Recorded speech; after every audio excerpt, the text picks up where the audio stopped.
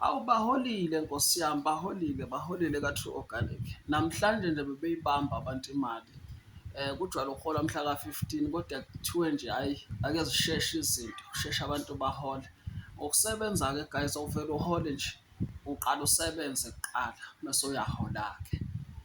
Bayenza ne-profit ka-100% i-profit laphaya kwi-retail mengabe bedayisa i-product. Phinde futhi benze 10% njalo mengabe kukhona abantu abathengayo kwi-structure sabo.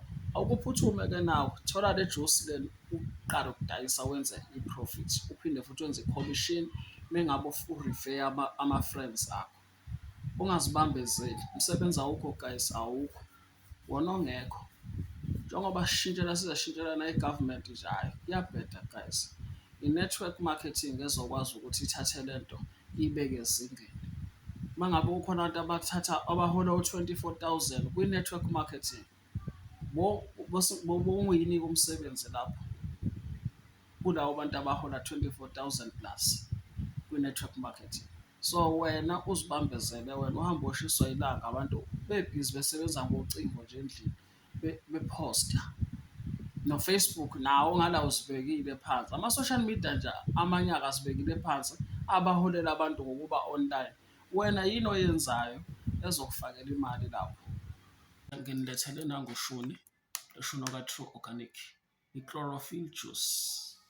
Le juice le seyisiza abantu abaningi guys, singachaza kushona ilanga kodwa mengabe wena ufuna ukuthi uthole usizo mayelana nalezo zigulo zakho, ziningi iy'gulo la ezilashwa ile juice. Kungenzeka uphathwa ikhanda elikuhluphayo elingapheli, uhlushwa isikhumba, uhlushwa i-back pain, uhlushwa ama-ulcer, uhlushwa ama-piles. Kuningi nje esingakubala okuhlupha abantu okugudluzwa ile juice. Le juice lena-ke ayiyona i-medicine, iyi-supplement guys, ifike emzimbeni ivule lokho okusuke kuvalekile, kakhulukazi abantu besilisa.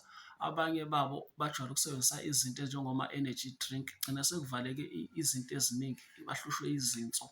Izinso lana ziyaklineka la izinso, phinde futhi kubona emdlandleni wasekamerweni.